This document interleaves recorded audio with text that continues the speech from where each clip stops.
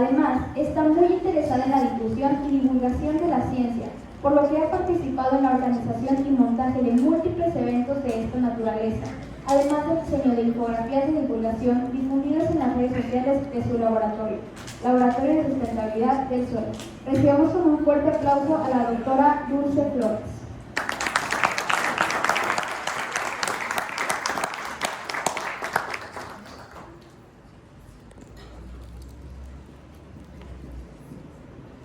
Muchas gracias, Mariana, gracias a Gilsec y a Carlos por la invitación. Gracias también a todos ustedes por estar aquí. Ya le robé el truco a Carlos de poner mi micrófono, porque si no se nos van las cabras, ¿verdad? Para este tema, cuando yo estaba platicando con Carlos acerca de qué era lo que necesitaban transmitirles a ustedes en estos seminarios que son muy importantes y que tienen que permear ese conocimiento, pues Carlos me dijo, tienen que ver al suelo como algo holístico, ¿no? Como algo, todo lo que es el recurso en todas sus letras. Y ya pues yo dije, ya tengo el tema, ¿no? Que me encanta, y lo terminé, se los mandé, y luego me pregunté, ¿qué entienden los chicos por suelo para empezar? ¿Qué entienden por suelo?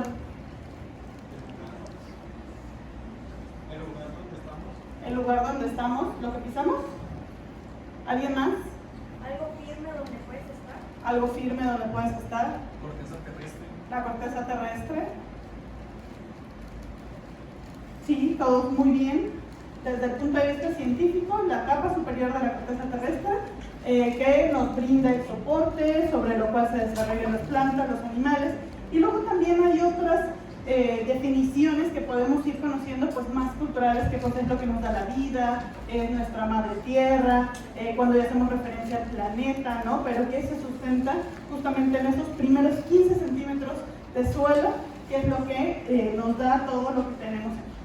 Y bueno, pues entonces quería hablarles de la importancia del suelo en alcanzar los objetivos de desarrollo sostenible. ¿Estos objetivos de desarrollo sostenible todos los conocen?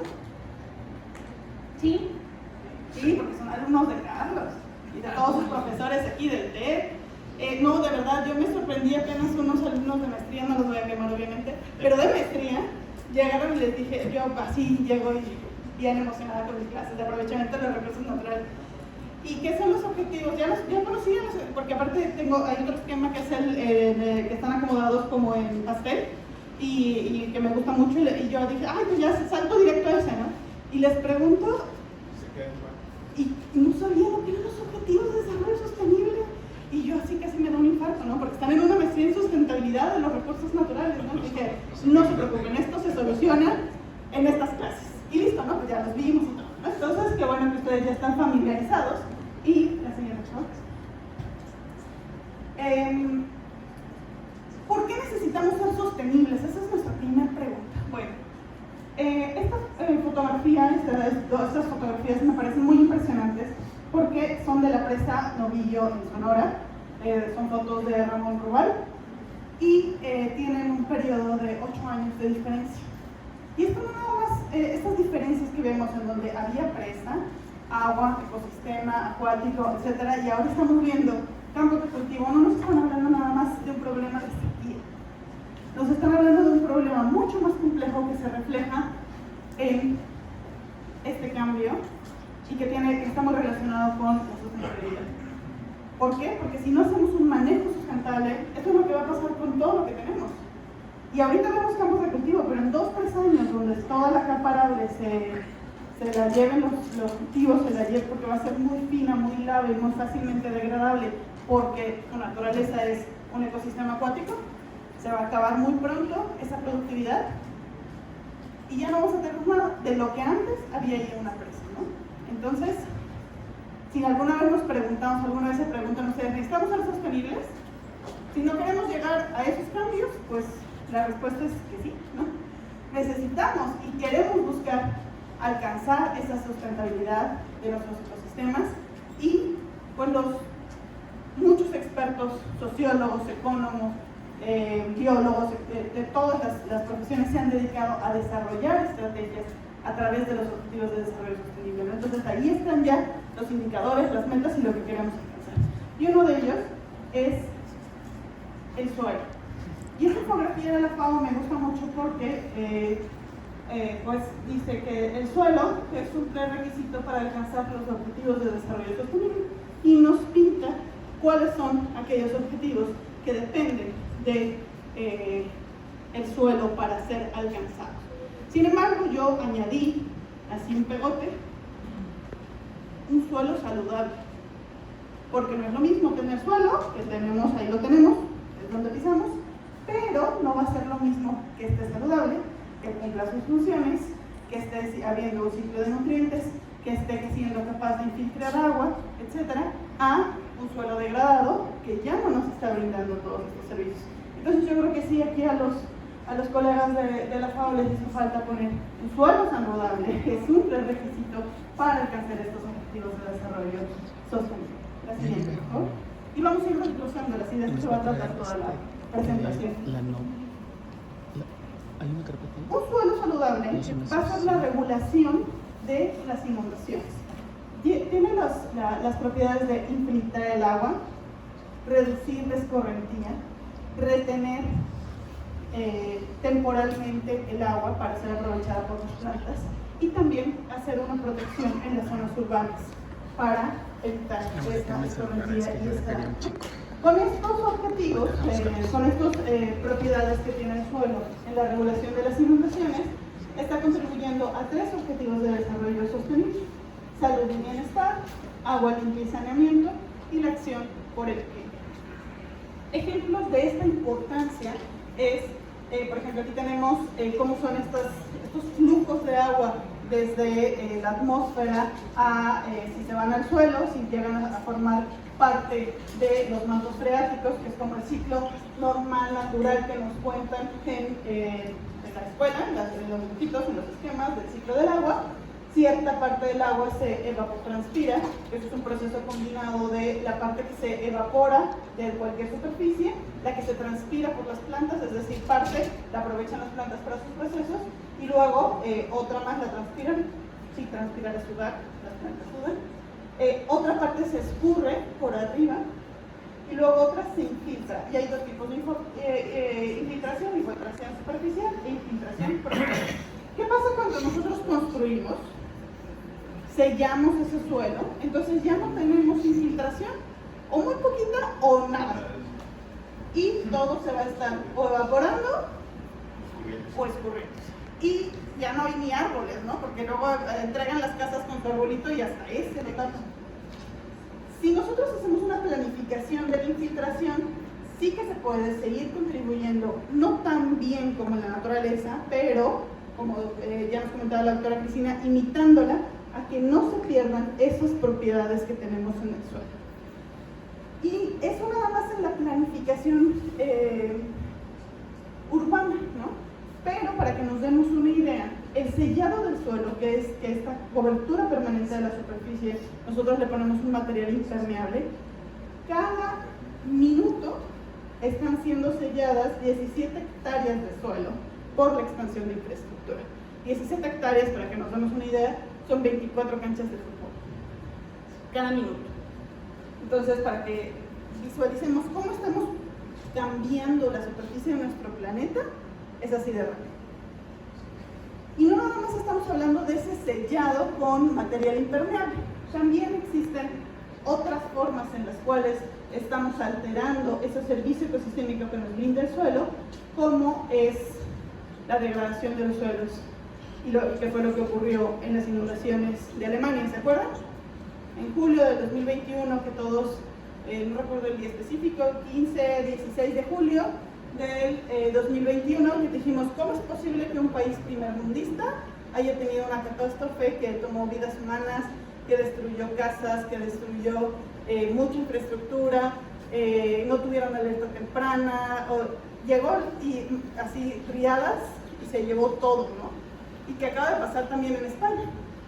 La de España está más o menos próximo, no ha habido tantos estudios, pero los alemanes se pusieron luego a investigar qué es lo que estaba pasando, por qué se dieron esas inundaciones tan imprevistas, y encontraron varios factores. Dos de ellos me parecieron muy relevantes. El primero es, estamos cambiando el clima tanto que las tormentas se están volviendo estacionales, es decir, ya no fluyen en la atmósfera las nubes como antes lo hacían, sino que llueve y se queda ahí más o menos estacionado, y ya no hay la suficiente corriente para que nubes muy cargadas se muevan como antes lo hacían, ¿no? Y la otra que es muy importante, porque si han visto imágenes, videos o fotografías, tenían ahí todos sus bosques, ¿no? Y justamente todos los bosques es de donde se escurrió toda esa agua. Y dice, ¿por qué el bosque no absorbió? Habían tenido sequía los años anteriores. El 2019 fue un año muy famoso porque hubo sequía. El 2020 no se alcanzaron a recuperar y luego llega el 2021 con muchísima lluvia. Suelo seco provoca que, la sequía provoca que el suelo se seque y que desarrolle una propiedad que se le conoce como hidrofobicidad. Se vuelve repelente al agua.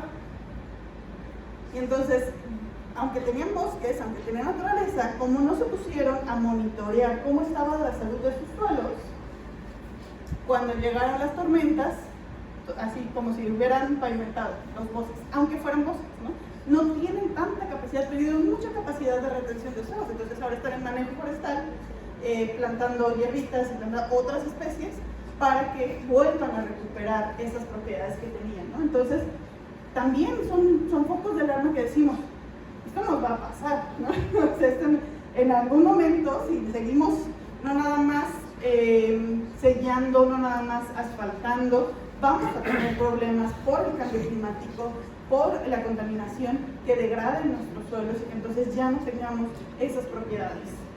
Así. El suelo también nos brinda un servicio ecosistémico muy importante, que es la regulación del clima, ¿no? Que vimos que era parte también del problema que tuvieron con estas inundaciones. Con esta regulación del clima se alcanzarían los objetivos de acción por el clima y de vida de ecosistemas terrestres. ¿Cuáles son los servicios particulares relacionados? Es que los suelos almacenan aproximadamente el doble del carbono que la atmósfera. Y ahorita vamos a ver un diagrama para que se vean una idea. Y también los suelos saludables limitan las emisiones de carbono y metano que contribuyen al calentamiento global. También los suelos con una buena temperatura local enfrían el ambiente mediante la transpiración, las plantas transpiran, y suelos ricos en materia orgánica aumentan también la resiliencia frente a la sequía y las lluvias intensas. Este es un gráfico de pastel súper sencillo en donde vemos el porcentaje de carbono que se encuentra en la atmósfera, que es el 14%. Sabemos que el dióxido de carbono es un problema muy grave, pero solo es el 14% del planeta. El 9% está en la vegetación, el 21% en el permafrost, que son los hielos perpetuos, el 18% en reservas fósiles, petróleo, carbón y todo lo que nosotros estamos alterando en este ciclo, y el 38% en el suelo. No nada más es una cuestión el suelo de decir, tiene carbono y ahí se va a quedar, o tiene carbono y lo sellamos y ya no se va a salir. El suelo regula todo el ciclo de carbono. Y no estamos hablando del suelo en la sierra de Sacalinamé, nada más, ni estamos hablando del suelo en el Amazonas o en los bosques templados. El suelo aquí en el matorral erófilo tiene un papel muy importante en el ciclo del carbono. Cuando luego los estudiantes que recibimos, o ustedes, si no son de aquí, ¿cuántos son de aquí? ¿Casi todos? De Saltillo, de la región. ¿Y cuántos son foráneos? De estados con vegetación con vegetación verde así frondosa. ¿Qué pensaron cuando vieron aquí el matorral? ¿Se llama matorral erófilo? Sana, ¿qué pensaste? ¿Que no había nada? Adelante. Bueno, yo vengo del Estado de México, hay más verde. Para mí hasta el clima seco, está muy pesado el sol, así dices, ay, me quiero. O sea, a mí sí me dio. Pero y en la vegetación así sales y ¿qué ves? Se ve muy seco, como que no hay árboles, o como que les cuesta mucho. Es que no hay nada. Y yo, ¿cómo que no hay nada? Sí hay, todo eso, esa, por muy así que feita que la vean a la gobernadora y a los nopales y los agaves, esos están haciendo todo el cuidado de nuestro carbono en el suelo. No estamos hablando nada más de que vamos a reforestar en la sierra de Zapalinamé, porque todos son importantes. Es muy importante ir y reforestar para que no nos inundemos, pero también es muy importante cuidar ese matorral. Damos permisos de cambio de uso de suelo como regalados, ¿no? Porque dicen, es que no hay nada de interés forestal. Desafortunadamente así están las leyes, ¿no? Aquí para los cambios de uso de suelo dicen, ¿cuántas especies hay de interés forestal? No pasa puras gobernadoras y carteles, no hay nada. La siguiente, por favor. Y eso es lo que hace, ¿no? Este ciclo de carbono de que tenemos ahí a las plantas, y las plantas siguen aportando carbono, pero el carbono que ya está ahí también se tiene que mantener ahí, y la mejor forma de mantenerlo es manteniendo esa cobertura forestal permanentemente. Este es el carbono, es un mapa, de carbono orgánico en el suelo, que es la versión más reciente del 2022, y vemos justamente esta tendencia, ¿no? Como en los trópicos, que es en donde se distribuyen las zonas áridas y semiáridas, los grandes desiertos, el desierto de Sahara, todo lo que es Arabia Saudita, aquel desierto chihuahuense, los almacenes de carbono no son tan prominentes, pero sí son muy importantes aún así. Y también tenemos que cuidar todas esas zonas en donde tenemos carbono. Por ejemplo, ¿se acuerdan que el 21% eran los hielos perpetuos? Pues es todo ese carbono que está por allá arriba, ¿no? Que está congelado, está ahí el suelo y está congelado. ¿Qué va a pasar cuando se descongele? También se va a perder junto con un montón de otros gases. Y algo muy importante es que el uso y manejo que le vamos a dar a nuestro suelo afecta la cantidad del carbono almacenado. En este diagrama, los dos autores nos muestran cómo el cambio de suelo, qué es lo que provoca. Por ejemplo, si nosotros tenemos tierras forestales y hacemos el cambio de uso de suelo a vegetación natural o seminatural, perdemos 2.7 millones de kilómetros cuadrados y estamos incrementando 0.2 picogramos de toneladas de carbono en un año por esa pérdida de ese cambio de suelo. Aunque lo sigamos viendo verde, no es el mismo cantidad de carbono que se está almacenando ni en la vegetación ni en el suelo, ¿no? Y lo mismo pasa luego también con tierras de cultivo que provocan una gran pérdida de carbono en el suelo. Y aquí hay algunas tendencias en este mapa de cómo se está perdiendo el carbono y, por ejemplo, qué condición estamos. Casi todo el mundo tenemos una condición pobre de carbono orgánico y la tendencia es de deterioro, ¿no? En la mayoría de los sitios, las flechas hacia abajo significan deterioro, o sea, no nada más tenemos poco, sino que se está deteriorando, y en otras, pues gracias a las políticas públicas, pues sí que hay alguna mejora en el almacenamiento de carbono, y que pues es a lo que deberíamos aspirar, ¿no? A mejorar nuestro contenido de carbono. El suelo también está muy relacionado con alcanzar los objetivos de fin de la pobreza, hambre cero, energía asequible y no contaminante, y un trabajo decente y un crecimiento económico. Estos son los objetivos 1, 2, 7 y 8. ¿Por qué? Para empezar, nos provee todos los alimentos. El 95% de los alimentos que consumimos provienen del suelo. Sostiene los pastizales, la agricultura sostenible, los cultivos, pero también nos provee de fibras, algodón, lino, cáñamo, yute, todos son cultivos que requerimos para producir. Los cultivos energéticos o biomasa también provienen de allí y esa es su relación con el objetivo de energía, ¿no? Esto es lo que les comentaba, el 95% de nuestros alimentos sobrevive y no todo el suelo. A los primeros centímetros de esos suelos es de donde vienen la mayoría de nuestros alimentos. ¿Quién come? Todos, ¿verdad? Tenemos la mala costumbre de comer 3 veces al día. si bien nos va, o a veces más. Y es algo que no podemos hacer si no tenemos suelos sanos. Y ustedes me pueden decir, no, es que yo no como verduras. ¿Qué comen? Carne. ¿Qué comen las vacas? Pasto. Y si no comen pasto, comen pienso, ¿no? Y el pienso, ¿qué es? Pues pasto procesado. O sea, forraje, que también crece en algún momento, alfalfa, sorgo, etc. Lo procesan, le pueden adicionar algunos compuestos sintéticos o de otros animales, ¿no? También de la acuacultura, también mucho de los desechos, y lo mezclan y le dan de comer a las vacas. ¿Qué más comen? Maruchan. ¿De qué se echa la maruchan? O ramen similares. ¿De cartón? Casi, ¿no? ¿Pero de qué está hecha? ¿Se me vas a leer? ¿De harina de qué? De trigo, de arroz, de lo que quieran. ¿Todo viene del suelo? A ver, algún alimento que no viene del suelo, que no sea acuático tampoco.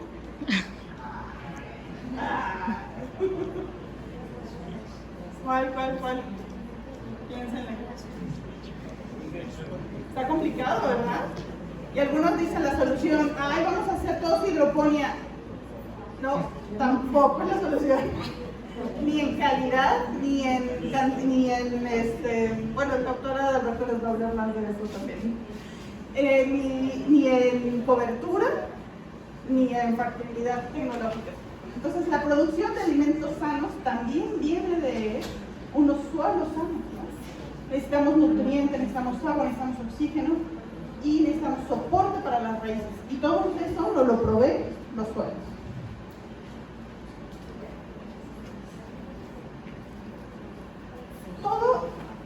Los suelos contienen una variada comunidad de microorganismos que van a formar asociaciones simbióticas, beneficiosas, por ejemplo.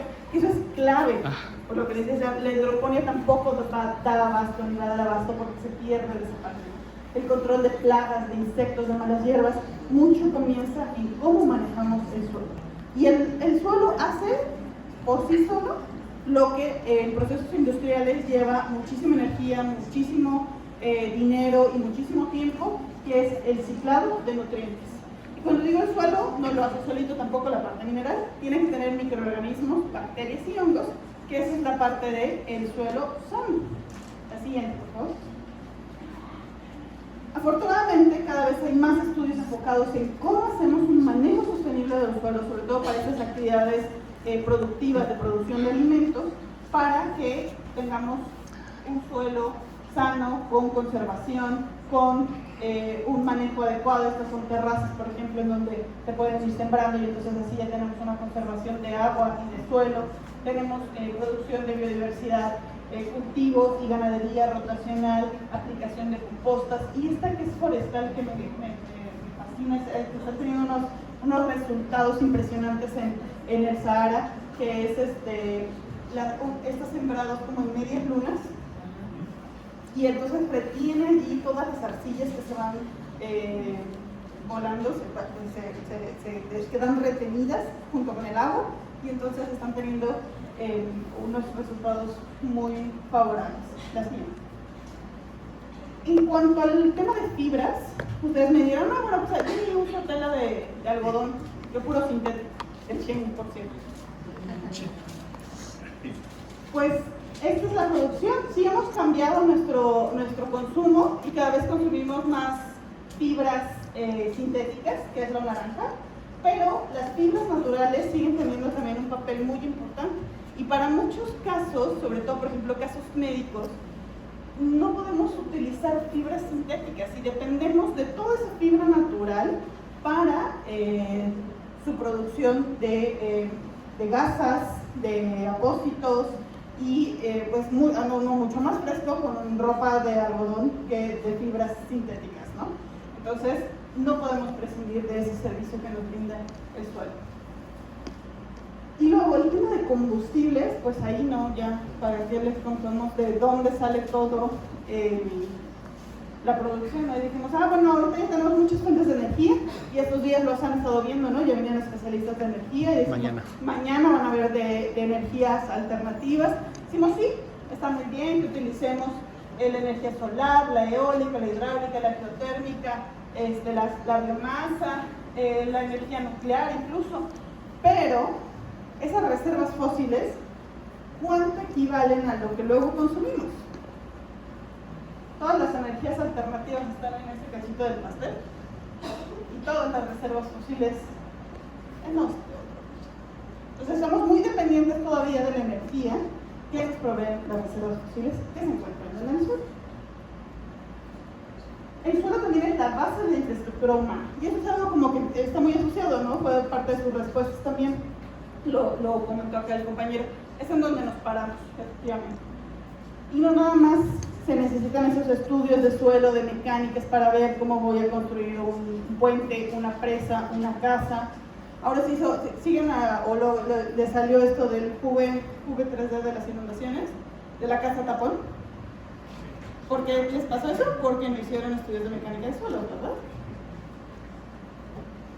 Entonces necesitamos ese suelo para que nuestras infraestructuras sean de innovación, para todo nuestro desarrollo de innovación de infraestructura industrial y para tener ciudades y comunidades sostenibles. Y en particular materiales. Los suelos, todos los materiales que se les ocurra de construcción, todos vienen del suelo. Excepto el bambú, pero no podemos construir todo de puro bambú hasta el momento. Dale, sí. Y es cuando yo oí esta frase, dije, no es cierto, me muero. Sí. Después del agua, el cemento, a través del concreto, es el material más consumido por la humanidad. No hablamos de alimentos, hablamos de cemento. Es lo que más consumimos. Esta es nuestra. Tenemos aquí un aplanamiento de este crecimiento, pero de 2003 a 2013, en 10 años se duplicó la cantidad de cemento que viene del sur. Esta es la producción de dióxido de carbono por diferentes industrias. El 7% viene del cemento. ¿Podemos vivir sin cemento? Sí. Por ahora no. ¿Qué tenemos que hacer? Buscar procesos sustentables para reducir tanto el dióxido de carbono como el consumo de cemento e irlo reduciendo paulatinamente. Imagínense si es lo segundo más que el agua. O sea, prácticamente no podemos vivir sin cemento. ¿Por qué? Porque los edificios, las renovaciones, todo lo que se les ocurra a ver, ¿quién no va a querer casa? Si yo les dijera, ahorita estoy regalando casas, ¿quién no quiere? Nadie, todos, ¿verdad? Todos levantamos la mano a decir, ¿de qué van a estar construidas esas casas? De cemento. Entonces, hay que ver cómo le hacemos para desarrollar materiales de lo que tenemos ahí, de todos los recursos que tenemos en el suelo para cambiar esta gráfica, producir menos dióxido de carbono y seguir aplanando esa curva de consumo de cemento. Bueno, y por ahí me podrían haber dicho, pues hay edificios de hierro y cristal, que es el vidrio. Sí, ¿de dónde lo sacamos? De eso, ¿cierto? Todo, por eso me encanta el suelo. Y luego dicen, es que usted se cree mucho más porque habla del suelo. Pues el suelo es la base de todo. Hábitats para microorganismos, para organismos y microorganismos, apoyando el Objetivo de Desarrollo Sostenible Vida de Ecosistemas Terrestres, que es el objetivo 15. Es hábitat el suelo de microorganismos, de fauna del suelo y de macrofauna, albergando miles de millones de bacterias, hongos y arqueas en cada gramo, que desempeñan funciones fundamentales, como ya decíamos, de la acumulación y almacenamiento de carbono, de la infiltración del agua, de la descomposición de la materia orgánica, el reciclaje de nutrientes. Ellos lo hacen y no nos cobran nada. Bacterias y hongos en el suelo. Y ahí están. Si los mantenemos, seguiremos teniendo su servicio. Y luego también hay que pensar que no están como aislados aislados. No podemos decir, bueno, pero es que entonces yo nada más quiero bacterias y hongos. Todo está conectado y allí convive todo y todo es parte de una gran red y que todo funciona si está todo junto.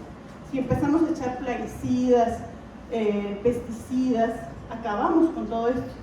Una vez estaba dando una conferencia con unos ganaderos y pues sí, me pidieron los organizadores que no hablemos de los... Yo llegué y les dije, yo no sé nada de ganado, yo les puedo hablar del suelo, de lo que pasa. Dicen, bueno, ¿cuál es el efecto de tanto las ivermectina? ¿Y cuál es la otra?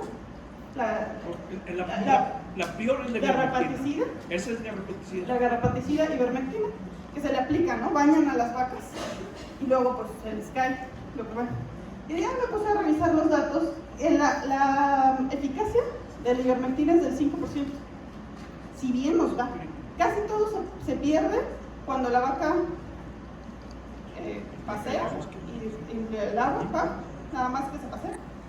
En orina y excremento, y luego lo que absorbe es prácticamente nada, que necesitamos medicamentos más eficaces para eso.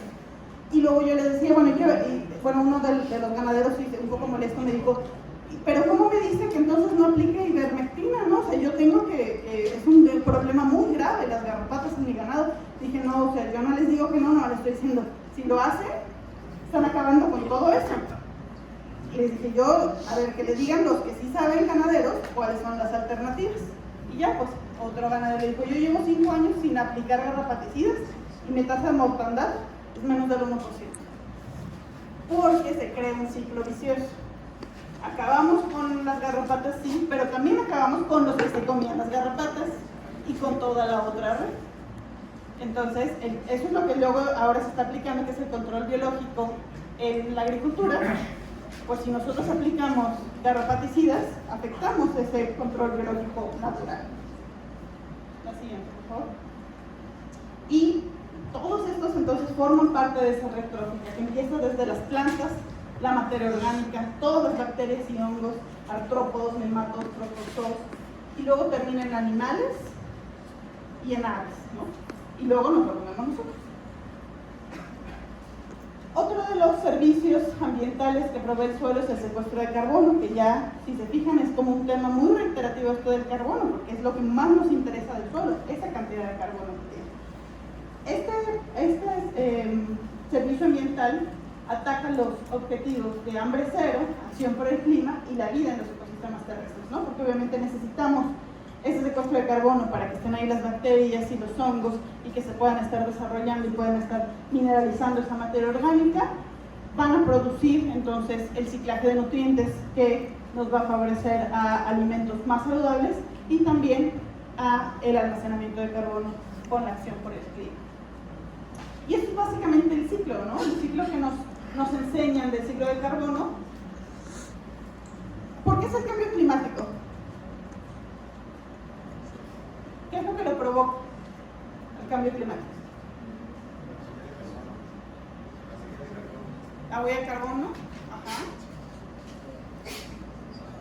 La emisión de gases de efecto invernadero a la atmósfera, ¿verdad?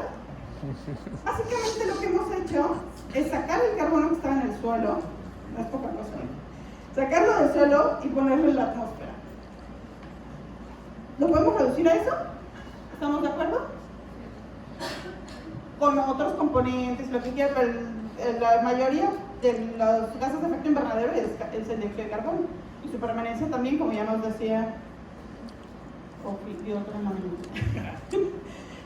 su permanencia también es muy larga, ¿no? En tiempo. Porque eso es lo que hemos hecho. Entonces, ¿cómo lo revertimos? Pues también aprendiendo del ciclo de carbono y diciendo, ¿cómo regreso? ¿Cómo voy a hacer para que ese dióxido de carbono en la atmósfera, cómo lo regreso al suelo? Utilizando las plantas y utilizando esas propiedades del suelo. Y ese manejo, cuando los suelos se manejan de manera inadecuada, podemos duplicar, se ha duplicado la cantidad de gases de efecto invernadero y la tendencia puede seguir así hasta que nos moramos nosotros. Y hace falta, lo que han detectado es que hace falta que tomemos más acciones para incrementar ese manejo sostenible y que nuestros suelos estén almacenando carbón. Otro de los servicios ecosistémicos que ya mencionaba es el ciclo de nutrientes. Y el ciclo de nutrientes no nada más va a estar relacionado con el hambre, con el fin de la pobreza, sino también con la vida en los ecosistemas, con la vida submarina, con la acción por el clima y con agua limpia y sanitaria. ¿Por qué? Porque la aplicación de fertilizantes, que es lo que utilizamos desde la Revolución Verde para nutrir a nuestras plantas, a nuestros cultivos, ha llevado a un uso excesivo de fertilizantes, alterando el equilibrio de los ciclos de nutrientes y provocando la acumulación de nutrientes en el suelo y en el agua, y luego en nuestros cuerpos de agua ha provocado la eutroficación. Entonces, pues tenemos un montón de fosfatos, un montón de nitrógeno en los cuerpos de agua y tenemos esa pérdida de los cuerpos de agua porque crecen muchas bacterias. El problema del sargazo es un problema ocasionado en gran parte en la agricultura a nivel mundial. Este desequilibrio de nutrientes es debido al mal uso y gestión de tierras que puede resultar en exceso de nutrientes. Casi siempre a los agricultores nada más les dan los insumos. Las agencias gubernamentales van y les dicen, ahí está, la urea. Ah, pero ¿cuánto le he hecho? Ah, pues échale tanto. Y ya, y esas son las instrucciones. Ese es el gran problema que ha acarreado el uso excesivo y el mal uso de los nutrientes. Hay un código de ética y hay lineamientos internacionales para saber cuántos nutrientes, en qué momento se deben aplicar y debe estar respaldado con un estudio previo del suelo de decir, esto es la deficiencia que tiene mi suelo. Si yo tengo un suelo rico en nitrógeno, ¿para qué le pongo nitrógeno? Si yo tengo un suelo que no tiene problemas de fósforo, ¿para qué le pongo fósforo? Todo el exceso que le ponga es lo que provoca la contaminación.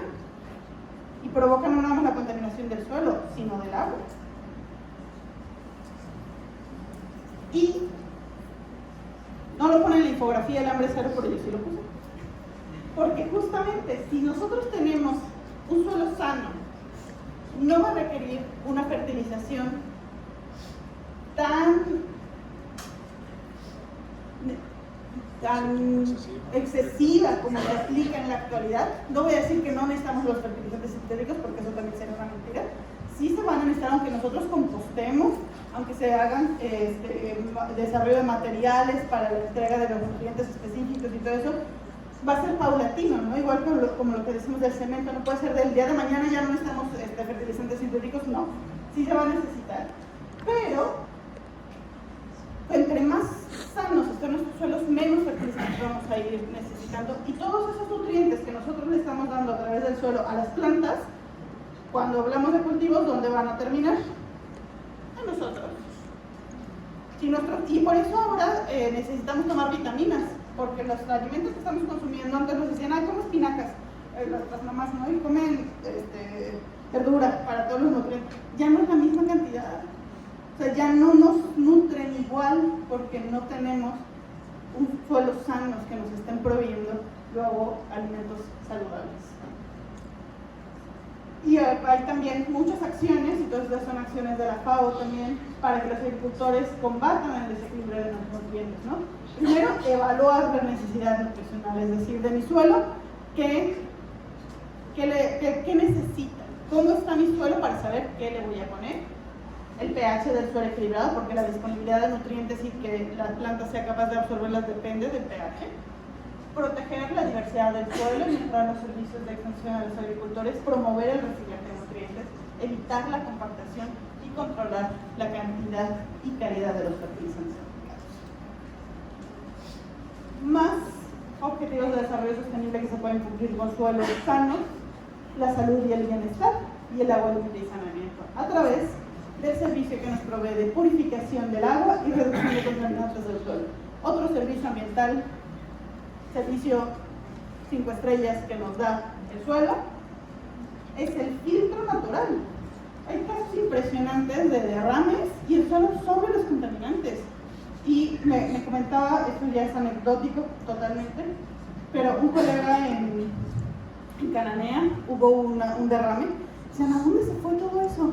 Lo único que encontraron, porque hicieron la medición después, fue que los suelos donde habían tenido el derrame tenían menos carbonatos. O sea, hubo una reacción química que hizo que todo eso se liberara y debe haber sido un pico así impresionante de dióxido de carbono y metano, pero lo que se había fugado era ácido sulfúrico. Entonces, los suelos no estaban contaminados, a pesar de la pluma de contaminación y todo lo que encontraron. En realidad no estaba como debería estar el suelo de contaminado. Se encontraron indicios, algunos puntos en algunas rocas, pero el suelo no estaba contaminado porque filtró a esos contaminantes. Y no nos tenemos que ir tan lejos. Ahorita está una estudiante comenzando sus estudios de servicios ambientales en las áreas verdes urbanas. Todos nuestros parques y todas nuestras áreas verdes ahí que tenemos aquí, sus jardines, los contaminantes los están almacenando ahí. Las plantas están reteniendo partículas contaminantes y ustedes ya no las están respirando gracias a la presencia de estas áreas verdes. Dale la siguiente. Y algo muy muy importante es en la filtración nada más de los contaminantes, luego también el agua.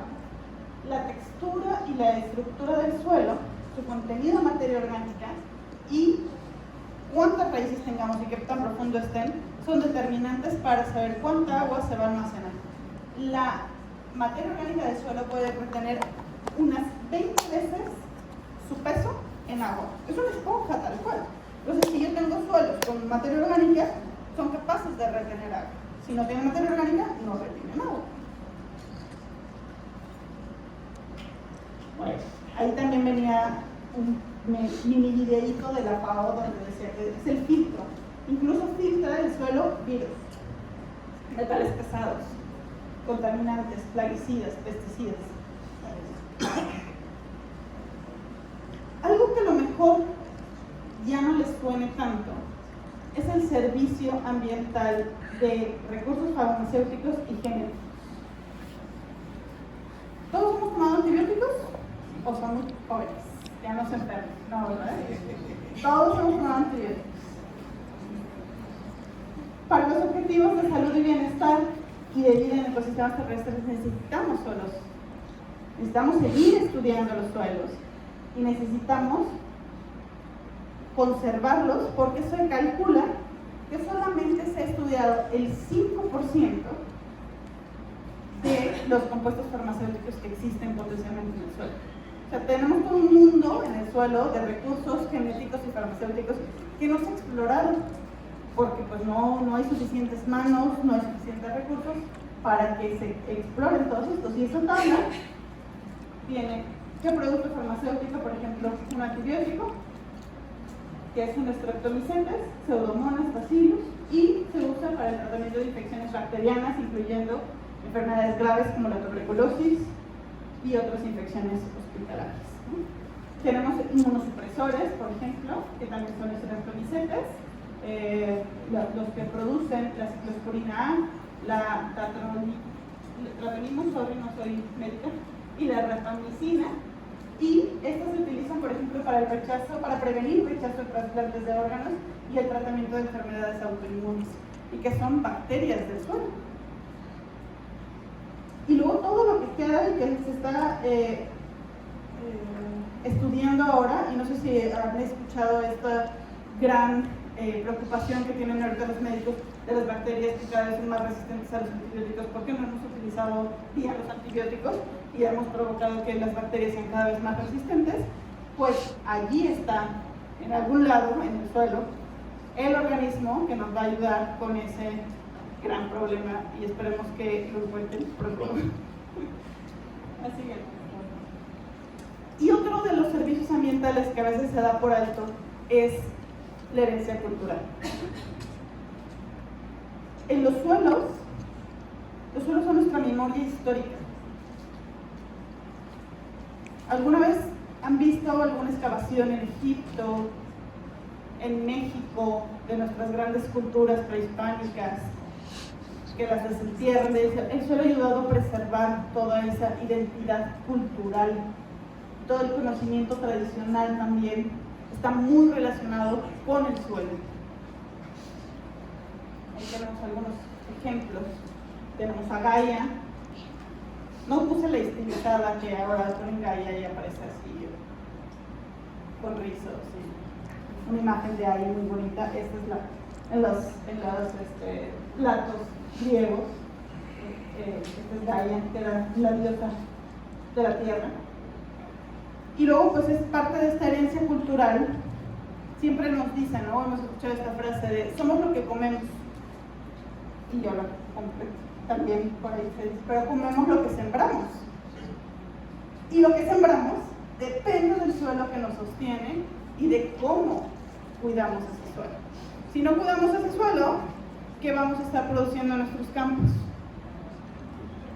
Pues alimentos de mala calidad. ¿Y qué vamos a comer? Alimentos de mala calidad. Y bueno, sí, llegamos, hicimos el recorrido de esta infografía de la FAO que describe, si queremos alcanzar todos estos objetivos de desarrollo sostenible, cómo es que dependemos de tener un suelo sano a lo largo de todo este proceso y de todas sus propiedades.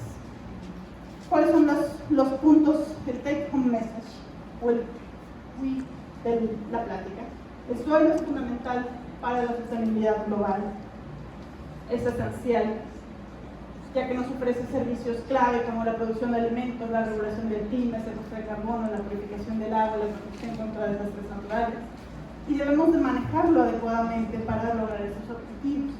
Si lo degradamos y perdemos su biodiversidad, vamos a estar amenazando estos servicios, y en muchos lados ya hay degradación de nuestro suelo, pero también es bueno saber que lo podemos revertir con prácticas sostenibles, con restauración de suelos degradados y las soluciones basadas en la naturaleza. La conservación y restauración del suelo requieren una acción coordinada, así como nos decía la doctora, que necesitamos esta gobernanza de diferentes sectores también para la conservación. Necesitamos esta acción coordinada local, regional y global, con políticas públicas, cooperación internacional y el compromiso de las comunidades. Y algo sumamente importante, la educación ambiental. Siempre nos han hablado del agua, del medio ambiente en general, pero el agua y el suelo, por ejemplo, son este gran binomio inseparable, porque dependen el uno del otro. Si no tenemos agua, no tenemos suelo, y si no tenemos suelo, no tenemos agua. Entonces, hay que desempolvar al suelo y presentarlo con la importancia que tiene. Y eso es todo mi parte.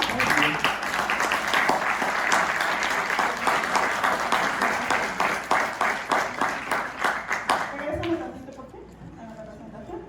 Ahí están los códigos QR de las redes sociales de mi laboratorio. Me gusta un poquito, o nos gusta más bien allá en el laboratorio, la divulgación, y hacemos infografías del suelo para que no se aburran, y pues de temas relacionados. Compartimos noticias y artículos también, entonces nos pueden seguir en Facebook e Instagram. Muy bien.